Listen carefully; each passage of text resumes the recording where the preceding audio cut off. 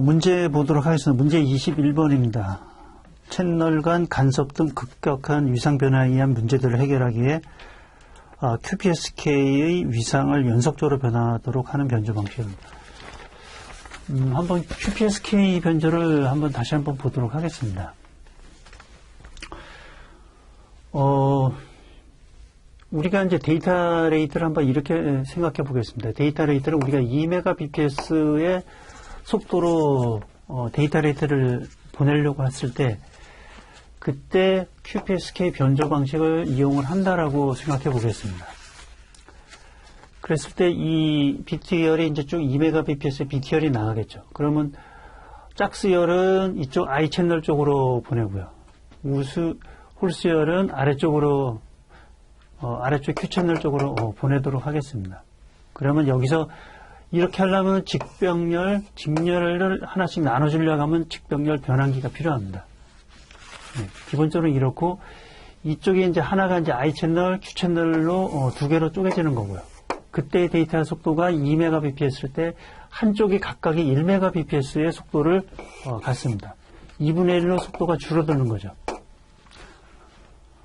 그 얘기는 지금 이쪽에서 들어오는 I 채널, Q 채널에 서로 이제 직교하는 거로 해놓고 이게 나중에 두 개가 합쳐지는 겁니다. 합성이 되니까 원래의 2Mbps의 속도가 나오는 거고요. 각각의 I 채널, Q 채널은 원래 속도의 2분의 1로 보시면 되겠습니다. 여기서 보시면은 원래 이쪽이 데이터 속도가 데이터의 TS를 데이터의 전송 속도라고 하면은 이쪽에 I 채널, Q 채널의 전송 속도를 보면은 이게 속도가 이거의 2분의 1이라는 얘기죠. 그래서 속도가 2분의 1의 I 채널, Q 채널은 2분의 1의 속도를 갖고 BPSK로 처리가 되고 있습니다. 그래서 결국 이거의 의미는 BPSK 신호 전력의 2분의 1을 쓴다고 보면 되겠습니다. 그리고 여기서 보시면은 이 반송파가 보면 이쪽에는 이제 사인파라 그러면은 이쪽은 코사인파라 가지고 위상을 서로 오소곤할하게 사인과 코사인을 해서 오소곤할하게 만들어주는 거죠. 그래서 QPSK의 데이터가 두 개의 데이터를 한 번에 처리하는 거죠. 이 두 개의 데이터를 한 번에 처리하는 겁니다. 11, 00, 네. 그 다음에 01, 그 다음에 10. 이 두 개씩의 데이터를 한 번에 처리하는 거죠. I 채널과 Q 채널로 해가지고. 네. 이런 식으로 하는 게 QPSK 변조고요. QPSK EBNO를 한번 보도록 하겠습니다. 그러면 여기에 S값, 시그널 대 노이즈 덴시티입니다. N제는 노이즈 덴시티고요. 이거는 대역폭입니다. 우리가 W를 이게 밴드위스를 우리가 표현을 하는 거고요. 이 R이라는 것은 데이터 레이트를 얘기합니다. 여기서 2Mbps가 되겠죠. 여기서 보시면 QPSK의 이거 자체를 이제 BPSK로 봤을 때 QPSK에서의 시그널을 보면은 아까처럼 I 채널, Q 채널에서 전력을 2분의 1로 사용하다 보니까 전력을 2분의 1로 쓰고 데이터 레이트도 아까처럼 2분의 1로 줄어드니까 원래의 BPSK 이게 서로 이가 없어지니까 QPSK하고 BPSK는 이변호가 같습니다. 네, 결과값이 같게 되는 거고요. 심볼 오유를 보도록 하겠습니다. 심볼 오유를 보면은 BPSK 방식이 QPSK 방식에서 우수하다. 이 말이 맞는지 한번 보겠습니다. QPSK 심볼 오유는 BPSK에다가 로그 EM을 하는데 요 M이 4가 되는 거죠. 그러면 2의 4승이니까 2가 앞으로 요건 2가 되는 거죠. 2배의 BPSK가 되는 거죠. 심볼 오유를 보면은 BPSK 방식이 오율이 적으니까 더 우수한 거죠.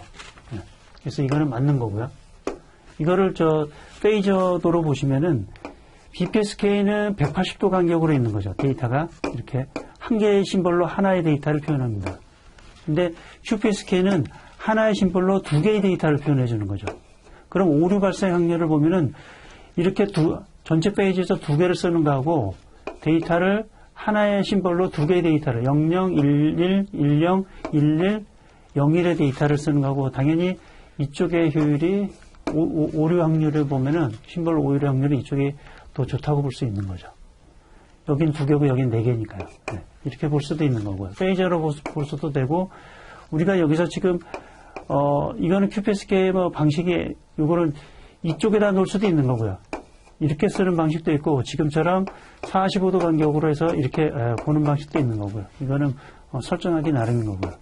아무렴 이 45도라는 게 조금의 페이저가 되는 게 조금 교차되는 게 조금 적으니까 이 방식을 좀 더 선호하겠죠. 예. 이런 비방식입니다. 그래서 전체적인 비트 오율을 보시면은 예. 비트 오율은 BPSK하고 QPSK가 비트 오율이 같습니다. 이 특성이. 이게 가끔 출제가 되고 있고요. 그럼 다른 8PSK하고 16PSK에 비하면 당연히 BR은 이쪽이 더 이쪽이 더 좋겠죠. 이쪽으로 갈수록 오류 확률이 점점 늘어나는 거고요. 아무래도 8PSK나 16K라면 근데 BPSK와 QPSK 6개 같다는 게 중요합니다.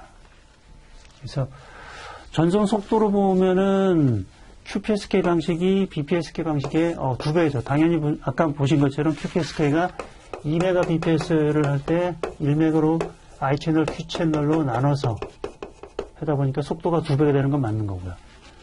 QPSK 스펙트럼 스펙트럼 아날로지를 봤을 때 어떤 캐리어의 밴드위스를 보면 당연히 이게 BPSK의 2배가 되느냐, 2배가 아니라 이거의 2분의 1이 되는 거죠.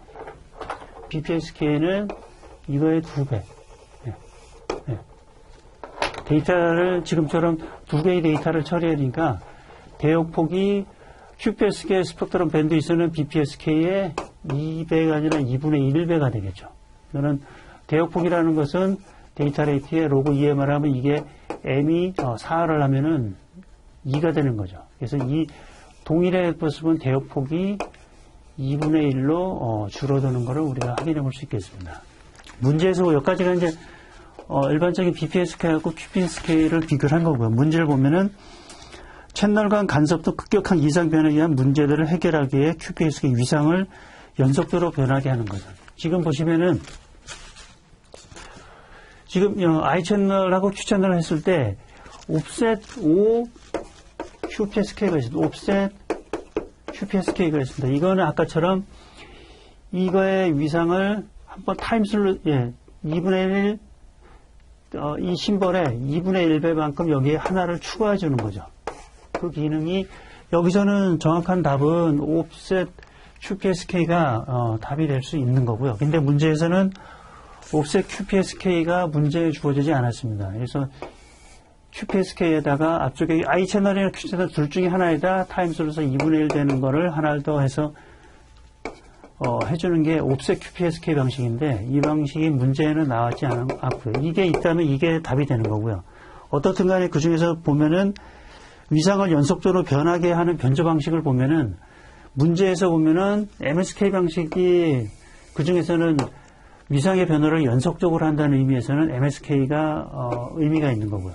근데 MSK 방식은 이게 FSK 방식 중에 하나입니다. PSK 방식이 아닌 거고요.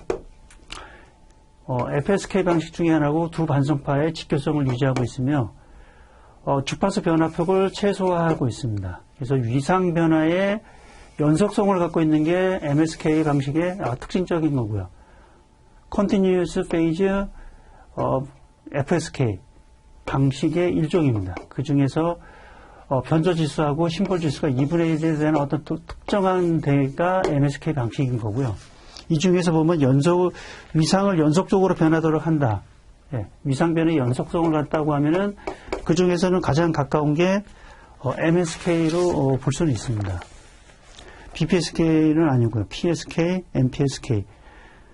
여기서는 OPSK가 없다 보니까 가장 근접적인 거는 MSK로 볼 수 있겠습니다. 이어서 문제 보겠습니다. 문제 22번입니다. 다음 중 FSK 방식에 대한 설명으로 옳은 것은 보시면은 FSK라는 것은 내가 변조하려고 하는 변조 신호가 0과 1의 어떤 디지털 데이터입니다.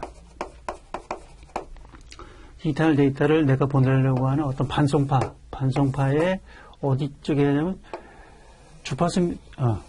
주파수에다 실어서 변조하는 방식이 FSK 방식이 되겠습니다. 여기서 보시면은, 이진 정보죠. 연가일의 이진 정보를 AM 변조한 거, FM 변조한 거. 어차피 주파수를, 가지고 하는 거니까, 여기서는 이진 정보를 FM 변조한 거로 보면 되겠습니다. 문제 23번입니다. 정보 신호가 코사인 2파이 FMT고요. MT 코사인 2파이 FMT입니다. 이 정연파를 이런 어떤 정연파죠.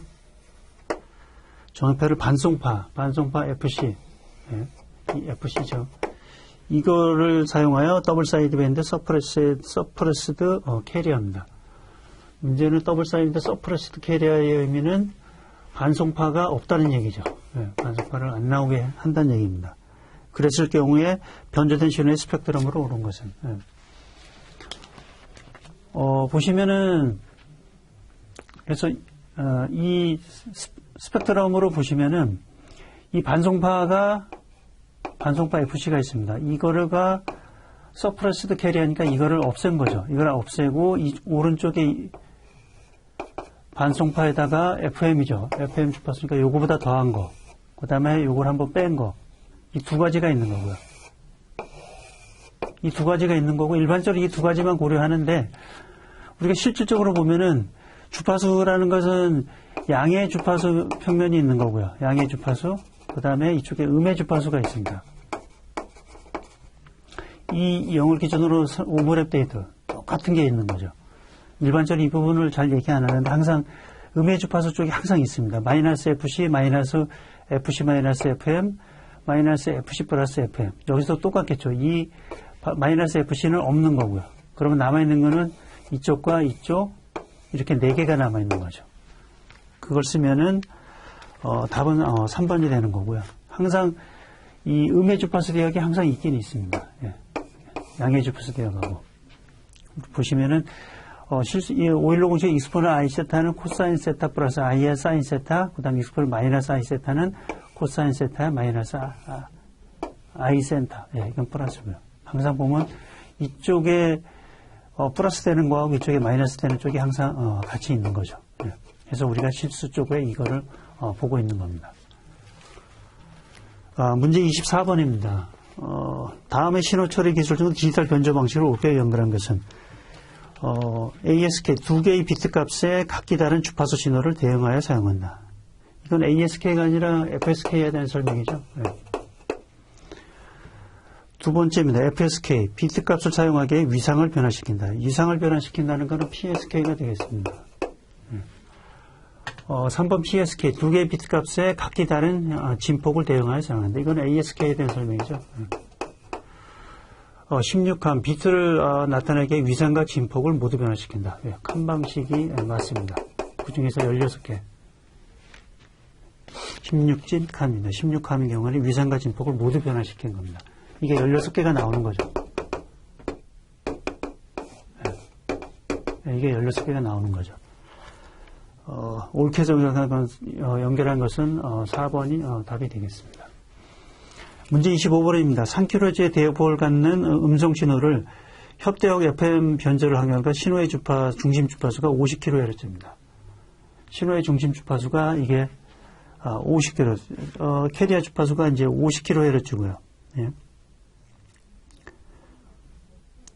예. 그 다음에 이쪽에는 3kHz의 대역폭을 갖는 음성 신호입니다. 3kHz의 대역폭을 갖는 음성 신호고, 이쪽에 신호의 중심수가 50kHz고 최대 주파수 편의가 20Hz였습니다. 근데 이렇게 하면 간단하게 구해지는데, 여기서는 문제를 한 번 더 더해진 게, 이 신호를 2000배 주파수 체별했다는 얘기입니다. 이 중간에 체별해가지고 이거를 2000배 체별한 거죠. 그러니까 2000을 더해줘야 되겠죠. 그래야지 실질적인 반송파의 주파수가 실질적인 나가는 반송파 주파수가 나오는 거죠. 그래서 카슨의 법칙을 보시면은, 대역폭이라는 건 2배의 FS, 가르고 MF 플러스 1입니다. 그러니까 FS라는 건 아까 말한 여기 변조 주파수겠죠. 여기서는 지금 3kHz가 되는 거고요. 이 변조 지수죠. 얼마나 FM 변조한 그 변조 지수를 얘기하는 거고, 이 변조 지수와 이 변조 주파수를 같이 곱해준 게 최대 주파수 편의가 되는 겁니다.